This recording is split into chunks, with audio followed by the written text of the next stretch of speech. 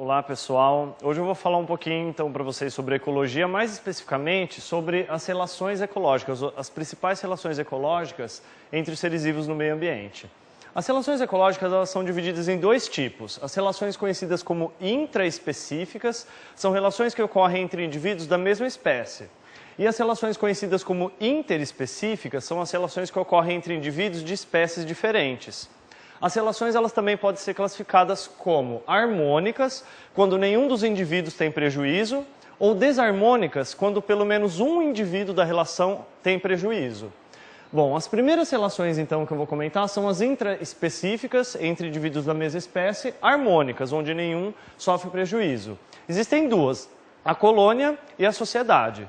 A colônia é uma relação onde os indivíduos eles vivem juntos, numa unidade morfológica. Como, por exemplo, nós temos corais, bactérias. Já a sociedade, os indivíduos eles vivem juntos, mas eles não são ligados anatomicamente uns nos outros. Aqui nós temos como exemplo as abelhas, as formigas, os cupins, que também vivem em sociedade. Muitas vezes, os indivíduos apresentam até divisão de trabalho, como no caso das abelhas, divididos em castas. A rainha, que é a fêmea fértil, a operária, que é a fêmea estéril, e o zangão, que seria o macho das abelhas.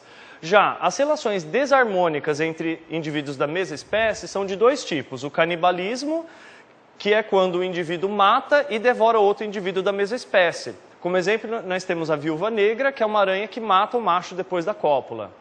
Já a competição é uma relação entre indivíduos da mesma espécie também desarmônica, e os indivíduos de uma mesma espécie podem competir, então, por fêmea, território ou alimento. Essas, então, são as principais relações entre indivíduos da mesma espécie.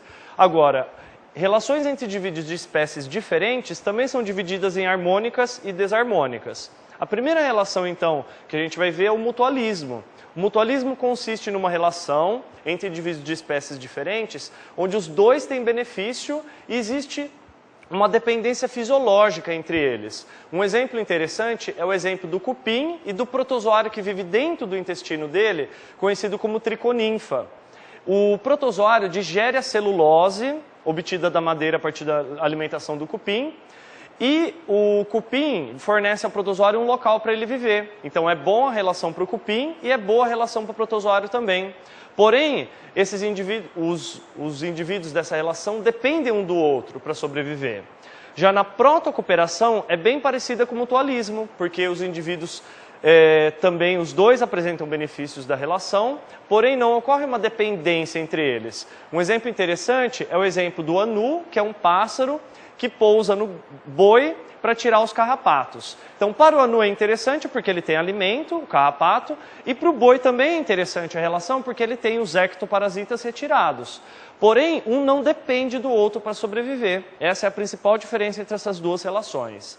Agora, no comensalismo, o benefício é apenas para um indivíduo, que é o chamado comensal. O outro indivíduo da relação não sofre nem prejuízo nem benefício. Um exemplo interessante é o tubarão e um peixe conhecido como rêmora, que fica próximo ou fixado ao tubarão.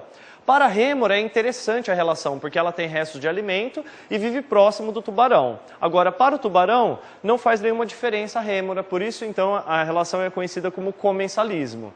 Indivíduos de espécies diferentes também têm relações chamadas desarmônicas. O primeiro tipo é o parasitismo. No parasitismo, uma espécie conhecida como parasita vive às custas de uma outra conhecida como hospedeiro.